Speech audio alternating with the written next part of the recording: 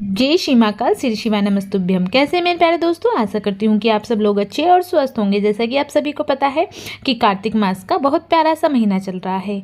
इस महीने में हम जो भी उपाय करते हैं उनके साथ हम अगर विष्णु भगवान की कोई भी पूजा पाठ वगैरह करते हैं तो कार्तिक मास में हमें उसका दोगुना फल मिलता है और साथ ही साथ महादेव की भी कृपा बनी रहती है। तो इस महीने में हम जो भी उपाय करेंगे उसका हमें 100 गुना लाभ मिलता है।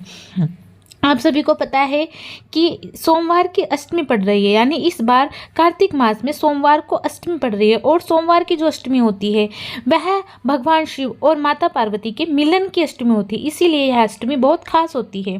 कहा जाता है कि इस दिन माता पार्वती भगवान शिव शंकर से मिलने आती है और साथ ही साथ माता के जितने भी रूप है वह भी भगवान शंकर से मिलने आते हैं। तो सोमवार अष्टमी का दिन इसलिए बहुत ही खास माना जाता है। इस दिन हम जो भी पूजा पाठ वगैरह करते हैं, जो भी उपाय करते हैं, अपनी मन्नत मांगकर अपनी इच्छा पूर्ति की कामना से जो भी भगवान की पूजा पाठ में ध्यान लगाता है, उपाय करता है, उस पर भगवान शिव शंकर और साथ ही साथ माता पार्वती को आशीर्वाद बनता है और माता पार्वती और भगवान शिव शंकर खुश होकर उनकी मनोकामना पूरी करते हैं। तो इस दिन यह बहुत खास पड़ता है। इस दिन आप जो भी उपाय करते हैं उसका आपको 100 गुना लाभ मिलता है। तो इस दिन आप अवश्य उपाय करें।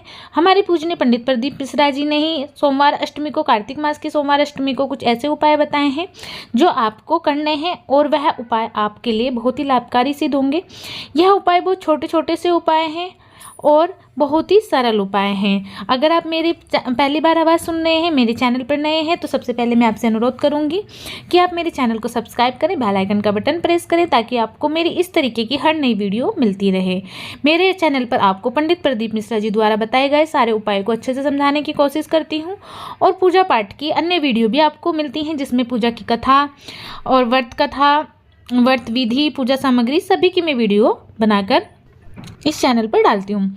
तो सबसे पहले जो आज हम उपाय की बात करते हैं या कार्तिक माह में करने हैं, कार्तिक माह की अष्टमी तिथि को यह उपाय करने हैं जो कि बहुत ही सरल और आसान है। सबसे पहले अगर आपकी कोई मनोकामना बहुत दिन से पूरी नहीं हो रही है तो आपको एक उपाय करना है चंपेश्वर महादेव के नाम से, जिससे आपकी मनोकामना की पूर्ति जल्दी ही होगी। दूसरा उपाय यह है कि अगर आपके कोई ऐसी इच्छा है, कोई ऐसा काम है जो बहुत दिनों से अटक रहा है, आपका कोई काम नहीं चल रहा है, व्यापार संबंधित कोई दिक्कत है, तो आप एकांतेश्वर महादेव का यह उपाय करेंगे। यह भी उपाय बहुत छोटा सा, बहुत सरल है। तीसरा उपाय आपको जब करना है, अगर आपके कि कोई बहुत समय से लंबा कोई केस चल रहा है, कोई किसी तरीके का कोर्ट कचहरी वाला केस है, कोई विवाद चल रहा है, तो आपको यह तीसरा उपाय करना है कुंदकेश्वर महादेव के नाम से और चंपेश्वर महादेव के नाम से। तो यह 3 उपाय पंडित प्रदीप मिश्रा जी ने अपनी कथा में बताए हैं। बहुत छोटे से उपाय हैं, बहुत सरल उपाय हैं और मनोकामना पूर्ति के उपाय हैं। तो इन उपायों को कैसे करना है जानते हैं। तो सबसे पहले जो उपाय हमें करना है वह करना है हमें मनोकामना पूर्ति का उपाय। अगर आपकी कोई ऐसी मनोकामना है जो पूरी नहीं हो पा रही है तो आप इस उपाय को एक बार अवश्य करें। तो इस उपाय में आपको कैसे करना है और क्या करना है। इस उपाय को करने के लिए सबसे पहले आपको चाहिए एक तांबे का लोटा। ठीक है, आपको एक तांबे का लोटा ले लेना है और उसमें भरना है आपको अपने घर से, घर के मटके में जहाँ पीने का पानी रखते हैं वहाँ से शुद्ध जल। ठीक है, उसके बाद आपको चाहिए 3 समी पत्र और 1 बेलपत्र। जो बेलपत्र है वह खंडित नहीं होना चाहिए, बिल्कुल साफ सुथरा होना चाहिए। ठीक है, और 3 समी पत्र चाहिए आपको। समी पत्र और बेलपत्र और तांबे के लोटे में आपको जल भरकर ले चल जाना है महादेव के मंदिर में, शिवलिंग के पास। जैसे ही आप शिवलिंग के पास जाएंगे तो आपको दक्षिण दिशा की तरफ बैठना है। आपका जो मुंह है वह उत्तर दिशा की तरफ होना चाहिए। आपको वहाँ पर जैसे ही आप बैठ जाएंगे, ठीक है, उसके बाद आपको क्या करना है, आपके पास जो तांबे का लोटा है वह आपको अपने दोनों हाथों में उठा लेना है और आपको उससे जल समर्पित करना है महादेव की शिवलिंग पर। ठीक है, धीरे धीरे जल समर्पित करें, अपनी मनोकामना पूर्ति की कामना करें, मनोकामना को ध्यान में रखें और उसके बाद जो यह बिलपत्र आपके पास है इसे उठा लेना है और साथ के साथ 3 समी पत्र भी उठाकर आपको महादेव की जो शिवलिंग पर माता अशोक सुंदरी वाला स्थान है वहाँ पर समर्पित नहीं करना है, सिर्फ वहाँ पर इसको स्पर्श कराना है, हाथ रखे रखना है, अपनी मनोकामना पूर्ति की कामना के लिए प्रार्थना करनी है, श्री शिवाय नमस्तुभ्यं का ध्यान करना है और फिर वहाँ से आपको समर्पित वहाँ से उठाकर आपको वापस से महादेव की शिवलिंग पर समर्पित कर देना है। अब ध्यान रखना है कि आपको कैसे समर्पित करना है। बेलपत्ती की जो पत्ती है उसका मुख जलाधारी की तरफ और डंडी होनी चाहिए विपरीत दिशा में, ठीक है। ध्यान रहे कि बेलपत्री की जो बड़े वाली पत्ती होती है वह उसका मुख होना चाहिए जलाधारी की तरफ। बेलपत्री समर्पित करने के बाद आपको हाथ जोड़कर प्रार्थना करनी है और महादेव से प्रार्थना करनी है। आपकी जो भी मनोकामना है उसके लिए आपको भगवान शिव शंकर के सामने आप प्रार्थना करें, हाथ जोड़कर विनती करें, तो आपकी वह मनोकामना जल्दी ही पूर्ण हो जाएगी। तो यह था आज का हमारा पहला उपाय। अब हम बढ़ते हैं हमारे दूसरे उपाय की तरफ, जो कि पंडित प्रदीप मिश्रा जी ने अपनी कथा में बताया है, और यह एकांतेश्वर महादेव का उपाय है। यह उपाय हम कर्ज मुक्ति के लिए करेंगे। अगर आपके ऊपर बहुत दिन से कर्ज है, आप कर्ज से परेशान है, कर्ज आप से नहीं उतर पा रहा है, तो इसको आपको उपाय को करना है। यह उपाय आप सोमवार के दिन कर सकते हैं, प्रदोष काल में कर सकते हैं, प्रदोष के दिन कर सकते हैं, शिवरात्रि को कर सकते हैं, किसी भी सोमवार को कर सकते हैं, और सोमवार अष्टमी को तो इस उपाय को आप अवश्य करें। तो एक बहुत छोटा सा उपाय हल्दी वाला उपाय है। इसमें आपको क्या करना है कि इस उपाय में आपको 5 हल्दी वाले चावल लेने हैं। हल्दी वाले चावल कैसे करने हैं, आपको 5 चावल जो खंडित ना हो वह ले लेने हैं। थोड़े से चावल में हल्दी और पानी मिलाकर आपको चावल पीले हो जाएंगे, क्योंकि कच्चे चावल हैं, तो आपको उनको निकाल लेना है और अलग से किसी प्लेट में रख लेना है, ठीक है। तो इसलिए आपको 5 हल्दी वाले चावल लेने हैं। दूसरी जो चीज़ है वह आपको लेनी है बेलपत्र, ठीक है। बेलपत्र भी आपको इस उपाय में 5 बेलपत्र लेने हैं। बेलपत्र कहीं से खंडित ना हो, कटे फटे ना हो, साफ सुथरे बेलपत्र ले लें। अगर बेलपत्र आपको नहीं मिल पा रहे हैं तो शिवलिंग पर जो बेलपत्र चढ़े होते हैं मंदिर में, आपको वही शुद्ध जल से धुलकर प्रयोग में ले लेने हैं। आप उससे भी यह उपाय कर सकते हैं। तीसरी जो चीज़ है, 5 सफ़ेद फूल लेने हैं। आंकड़े के फूल ले सकते हैं, किसी भी तरीके के फूल ले सकते हैं, लेकिन केतकी का फूल आपको नहीं लेना है, क्योंकि केतकी का फूल महादेव की शिवलिंग पर समर्पित नहीं किया जाता है। तो केतकी का फूल बिल्कुल ना लें, उससे कभी भी ना लें, क्योंकि वह महादेव को समर्पित नहीं किया जाता है, ठीक है। आपने ये तीनों चीज़ ले लिए। फिर आपको लेना है एक तांबे का लोटा और उसमें आपको जल भर लेना है और चले जाना है महादेव के मंदिर में। मंदिर में आप किसी भी समय इस उपाय को कर सकते हैं, सुबह शाम किसी भी समय करें।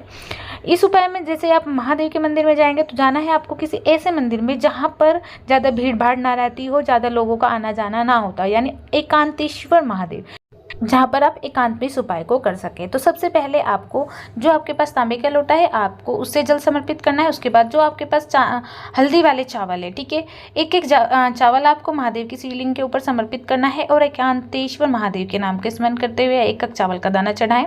उसके बाद 5 फूल आप एक एक करके 5 फूल चढ़ाएं। तब भी आपको एकांतेश्वर महादेव के नाम का ध्यान करना है और अपने कर्ज मुक्ति के लिए प्रार्थना करनी है। उसके बाद 5 बेलपत्र आप एक एक करके बेलपत्र चढ़ाएं। यह भी आपको इसी तरीके से करना है। तो आपको ध्यान नहीं कि एकांतेश्वर महादेव के नाम का स्मरण करते हुए यह आपको तीनों चीज़ महादेव की शिवलिंग पर चढ़ानी है। इसलिए आप अगर इस उपाय को आप करते हैं तो आपका जो कर्ज है वह बहुत जल्दी कम होने लगेगा। उतरने के बहुत सारे आपको रास्ते दिखाई देंगे और आपका जो कर्ज है उससे आपको बहुत ही जल्दी मुक्ति मिल जाएगी। तो यह था आज का हमारा दूसरा उपाय। अब हम बढ़ते हैं हमारे तीसरे उपाय की तरफ। तो तीसरे उपाय जो आपको करना है वह अब हम बढ़ते हैं हमारे तीसरे उपाय की तरफ। यह उपाय आपको जब करना है जब आप किसी मुसीबत में फंस गए हों, कोई कोर्ट कचहरी के चक्कर में फंस गए हों, कोई मुकदमा आप पर हो गया हो, या किसी लड़ाई झगड़े में आप फंस गए हों, घर में बहुत ज़्यादा क्लेश हो, जब किसी ऐसी स्थिति में आप फंस गए हो जहाँ से आप नहीं निकल पा रहे हो, कोई रास्ता आपको ना दिखाई दे रहा हो, इस उपाय को आप एक बार तब अवश्य करें। यह एक बहुत छोटा सा उपाय है और पंडित प्रदीप मिश्रा जी ने अपनी कथा में ही बताया है। इस उपाय को करने के बाद आपको तुरंत उस जिस कार्य में आप फंसे हुए उससे आप बाहर निकलेंगे और आपकी स्थिति सुधार में आ जाएंगी। तो इस उपाय में सबसे पहले हम जान लेते हैं कि आपको किस किस सामग्री की ज़रूरत है और इस उपाय को आपको कब करना है। तो यह उपाय आपको सोमवार की अष्टमी तिथि को करना है। कार्तिक मास में जो सोमवार अष्टमी पड़ेगी आपको इस उपाय को उस दिन करना है, या कोई भी अष्टमी को आप कर सकते हैं। सोमवार के दिन इस उपाय को कर सकते हैं, प्रदोष में कर सकते हैं, शिवरात्रि पर कर सकते हैं। तो किसी भी विशेष दिन पर आप इस उपाय को अवश्य करें। इस उपाय में सबसे पहले आपको क्या करना है, आपको चाहिए एक तांबे का लोटा। उस लोटे में आपको अपने घर से शुद्ध जल भर लेना है।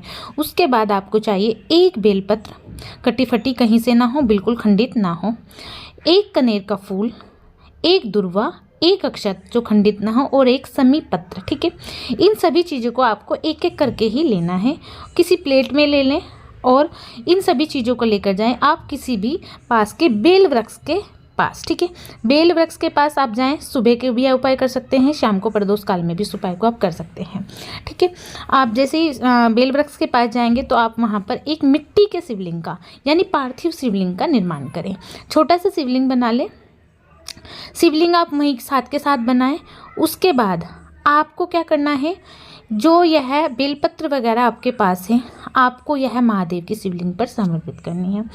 समर्पित करते समय आपको किसका ध्यान करना है, आपको आपको एक दिया भी लेकर जाना है। सॉरी, मैं दिया बताना भूल गई। एक दिया भी लेकर जाना है। उस दिए में आपको गोल बत्ती का दिया लगाना है, घी का दिया लगाना है, किसी और चीज़ का नहीं लगाना है। ध्यान रखिए कि सबसे पहले गोल बत्ती का दिया लगाना है, ठीक है। दिया लगाने के बाद आपके पास जो भी है एक एक चीज़ें, एक बेलपत्र, एक कनेर का फूल, एक दुर्वा, एक चावल और एक समी पत्र, इनको आपको एक एक करके महादेव के ऊपर समर्पित करना है, यानी महादेव की शिवलिंग पर समर्पित करना है। और समर्पित करते समय आपको जो आपकी जो भी परेशानी है, जो भी आपकी कामना है, उसका ध्यान करना है। और समर्पित करते समय आपको रामेश्वर महादेव, कुंदकेश्वर महादेव और चंपेश्वर महादेव के नाम का स्मरण भी करना है। ध्यान रहे, रामेश्वर महादेव, कुंदकेश्वर महादेव और चंपेश्वर महादेव के नाम का स्मरण करते हुए एक एक करके सारी चीज़ों को आपको समर्पित करना है। सबसे पहले बेलपत्री समर्पित करें, फिर कनेर का फूल समर्पित करें, समी पत्र समर्पित करें, चावल समर्पित करें, दुर्वा समर्पित करें, ठीक है। आपको इन सभी चीज़ों को समर्पित करना है, अपने हाथ जोड़कर प्रार्थना करनी है। जो भी आपकी इच्छा है उसे पूर्ति के लिए भगवान से प्रार्थना करें। उसके बाद 108 बार श्री शिवाय नमस्तुभ्यम का ध्यान करें, आरती करें। जैसे ही आपका सारी पूजा खत्म हो जाएगी, उसके बाद आपका दिया बुझ जाएगा, तो आपको क्या करना है, यह सारी चीज़ें वहाँ से उठा लेनी है। और उठाने के बाद आपको एक लाल कपड़े में पोटली, मतलब लाल कपड़ा रखना है, उसमें एक एक चीज़ करके वहाँ पर उठा लेनी है और वापस से उसमें रख लेनी है और उसकी पोटली बना लेनी है, ठीक है। अब जो शिवलिंग है, चाहे तो आपको क्या करना है कि शिवलिंग को आपको जल का लोटा डालना है जो आप घर से लेकर आए थे, और शिवलिंग आपका वहीं पर विसर्जित हो जाएंगे, ठीक है। तो आपको यही करना है, या पास में कहीं भी कोई भी ऐसी जगह हो जहाँ बहता पानी हो, तो आपको वहाँ पर शिवलिंग का विसर्जित कर देना है। उसके बाद जो आपके पास जो लाल कपड़े में आपने जो सामग्री रखी थी, वह पोटली आपको उठाकर अपने घर लेकर जानी है और 21 दिन तक आपको वह अपने मनोकामना पूर्ति की कामना करके आपको अपने घर में रख लेनी है, ठीक है। इन 21 दिन के अंदर ही आपकी वह मनोकामना पूरी हो जाएगी और आपकी जो भी समस्या चल रही थी वह जल्दी समाप्त हो जाएगी। फिर 22वें दिन आपको क्या करना है, इस पोटली को आपको वहाँ से उठा लेना है और उठाने के बाद आपको इसे किसी भी बहते जल में बहा देना है, ठीक है। बहते जल में आपको इसको प्रवाहित कर देना है 22वें दिन। ध्यान रखिए कि 22वें दिन आपको यह जल में प्रवाहित कर देना है। तो यह था आज का हमारा छोटा सा तीसरा उपाय। आशा करती हूँ आपको आज के तीनों उपाय अच्छे से समझ में आए होंगे। और आपसे मेरी हाथ जोड़कर विनती है कि कृपया चैनल को सब्सक्राइब अवश्य करें, लाइक शेयर अवश्य करें, क्योंकि आपके एक शेयर से, एक लाइक से मुझे बहुत प्रोत्साहन मिलता है। इसलिए आप मेरे चैनल को अगर लाइक सब्सक्राइब करेंगे तो मुझे भी सपोर्ट मिलेगा। तो आज का तो हमारा तीसरा उपाय।